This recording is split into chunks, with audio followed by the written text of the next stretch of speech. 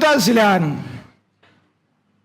kita menunjukkan apa tujuan kita berpolitik. Sebab itu dalam muktamar PAS, program-program, ceramah-ceramah, CD penerangan, sentiasa kita kaitkan tujuan politik untuk kita menjalankan tugas sebagai hamba kepada Tuhan. Menjadi hamba kepada Allah tak lengkap kalau tidak ada kuasa untuk melaksanakan apa yang Allah suruh. Dakwah satu hal, tapi melaksanakan apa yang Allah suruh memerlukan kepada kuasa. Kuasa itu terletak dalam dewan yang namanya Dewan Rakyat. Peringkat negeri namanya Dewan Undangan Negeri. Nak masuk dalam Dewan Rakyat, nak masuk dalam Dewan Undangan Negeri, kena dipilih dalam satu proses namanya pilihan raya. Nak masuk pilihan raya, kena ada parti politik. Maka kena ada calon, kena ada pengundi, kena kempen. Semua proses itulah proses untuk melaksanakan perintah Tuhan. Dan tentulah dia berkait dengan dosa pahala. Bila sebut dosa pahala itu tak dihitung di sini, tapi dihitung di akhirat. Maka dia berkait dunia dengan akhirat. Maka tidak ada satu minit pun, tidak ada satu detik pun hidup kita ini terpisah daripada urusan dosa pahala. Termasuk dalam urusan politik, urusan berniaga, urusan berkeluarga, urusan bercakap, urusan bersosial, beranak pinak, apa sahaja, semua berkait dengan dosa pahala.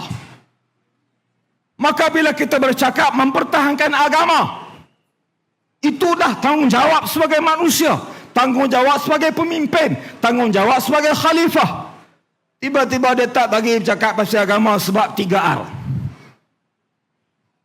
Sejak bila orang Islam tak boleh tahan tentang Islam ni? Sejak bila? Ni tanya tuan-tuan, bukan marah. Sejak bila orang Islam tak boleh bercakap membela Islam? Sejak bila? Tuan-tuan jawab. Selagi polis cari tuan-tuan, saya tak tahu. Sejak bila kita orang Melayu, bangsa kita, tanah air kita, keturunan kita, kita tak boleh bercakap pertahan Melayu? Kita tak boleh bercakap tentang penyatuan Melayu? Sejak bila? Kalau bukan orang Melayu bercakap untuk pertahan Melayu, kalau bukan orang Islam bercakap nak pertahan Islam, maka siapa lagi yang boleh diharap untuk pertahan Melayu, untuk pertahan Islam? Salah. Tuan-tuan, apa yang berlaku di Palestin adalah sejarah yang Allah paparkan sejak puluhan tahun lamanya. Mungkin lebih lama daripada itu, sebagai pengajaran kepada kita.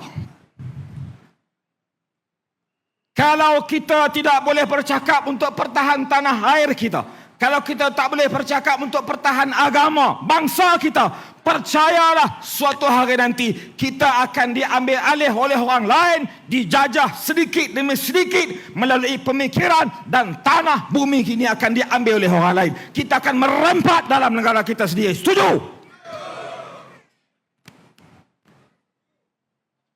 Inilah suara yang kita bawa dalam Dewan Rakyat, dalam Dewan Undangan Negeri, melalui wakil-wakil kita.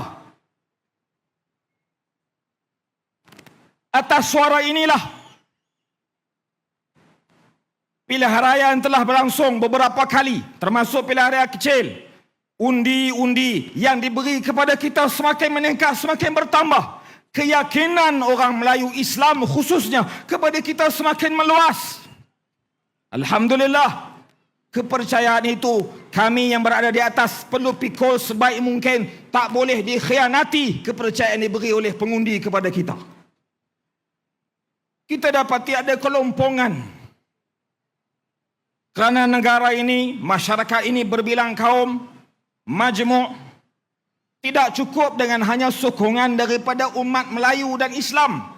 Mesti juga kita bersama dengan kumpulan yang bukan Islam.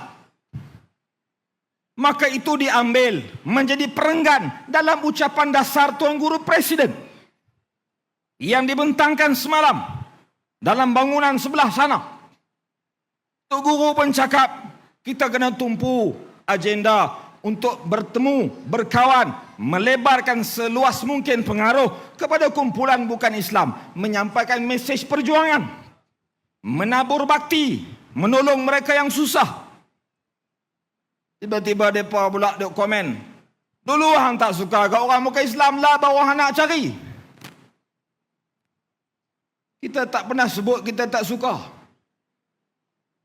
Tapi itulah digambarkan kepada PAS. Kononnya PAS ni ekstrim. Kononnya PAS ni tak boleh berunding. Kononnya PAS ni keras dan tegas. Yang melabelkan semua label-label negatif itu adalah kamu, wahai musuh.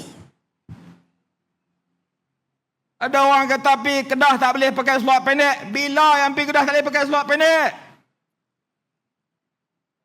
Kau pergi tengok kau Kedah tu, kau Lustang, tempat saya, kenjah orang pakai seluar pendek. Orang pakai Islam, tak ada masalah apa pun. Naik motor boleh pakai seluar pendek. Duduk ke tengah jalan, tak ada masalah. Tu hak dia.